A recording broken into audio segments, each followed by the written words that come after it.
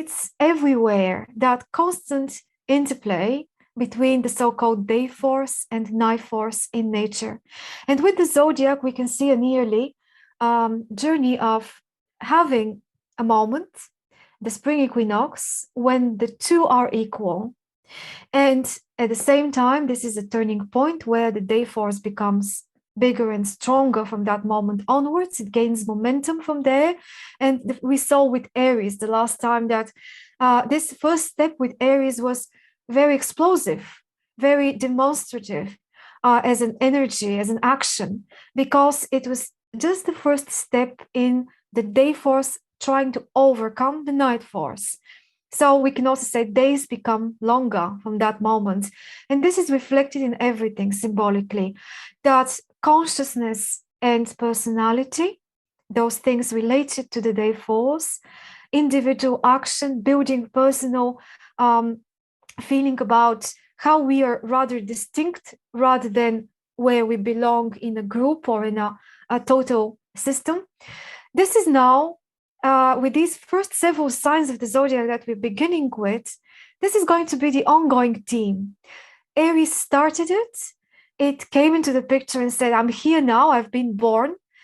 Notice me and make sure that you make space for me, otherwise I'm going to fight for it. Taurus is a continuation of that, but something changes now. Something is being modified, but it is the same force. Taurus, the fixed earth of the zodiac, as opposed to what we had last time, the Aryan cardinal fire. Here we have fixed earth, and that is the same force that was born, the same life that was born on the equinox and began its life journey. But now it is modified, changed a bit. Certain stop has been put to the impetus of Aries, and Taurus comes along to cooperate with Aries, to use the same energy, but now to stabilize it and to materialize something out of it. Here we have the most pure expression of this very physical, material, tangible side of life that is what it is, again, because it is the second one in the sequence, and because it comes after the Aries impulse has born something new out of the world, but this something was pure, direct energy that is not focused. And here with Taurus, we're going to focus it, stabilize it, and limit it so that we are able to build something that we can sit on as a building block in a way. Taurus is the sign that cares the most about efficiency. Taking what Aries began and saying to Aries, now it's time to stop this constant moving forward and dispersion of energy and find a purpose for that energy. So settling in a new territory, which could be one way of acting in a Taurian way, is a form of using your physical power and mental abilities and everything that you have on your disposal, all of your possessions, all of your qualities, to build something new where there wasn't that before. But the big difference from Aries is that now this has to be very tangible and materially real. And it has to be something difficult to overthrow.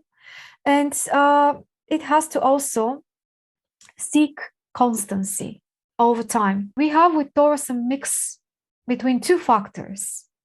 One is this inherited material base and genetic gifts or things that are not working very well that we took for granted from our family. And then we mix that with what our will and our ability, and mostly our ability to manage the material world, is going to bring forward for us. So the point and the purpose is productivity, to be productive, to change things in a way that even when you're gone and you move on to something else, or you just are not there anymore, there is something tangible that remains as a testimony to what you were able to achieve.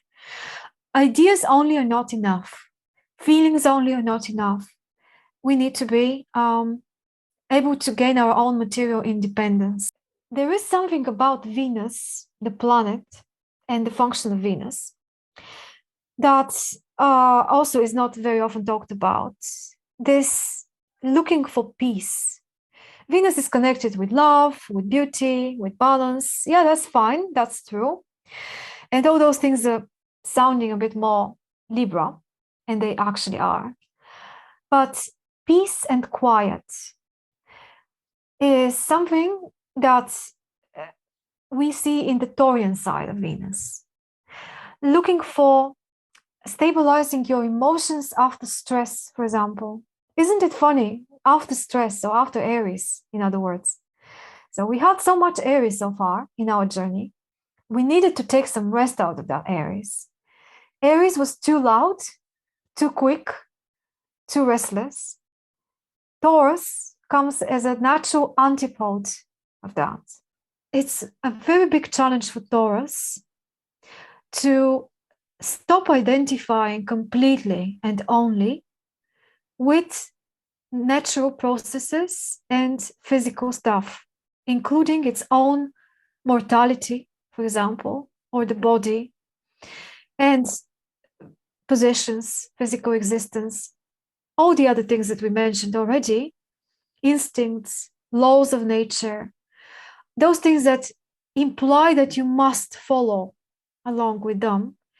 Because what happens when you're not able to? What happens if you have a lot of Taurus and you are naturally seeking that? You like it. It feels natural for you to connect with your senses, to be physical, to be, in that way that is typical for this. It's binding you to the conditions there for that.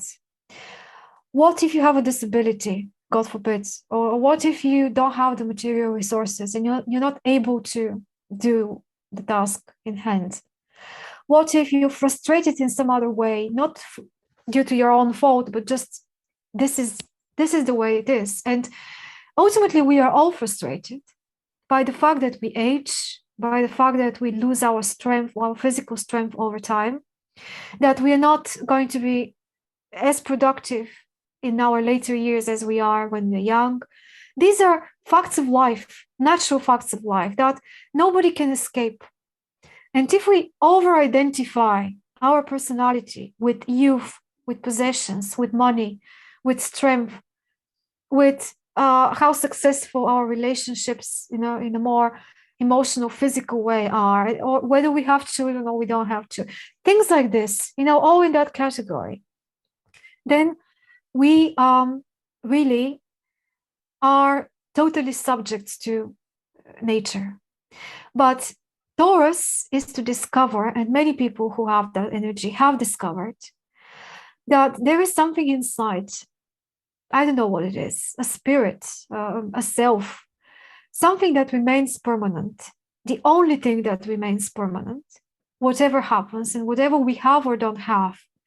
And when Taurus is able to connect potentially with that thing, it stops identifying with those things. It overcomes, transcends them in a way, and gains its freedom.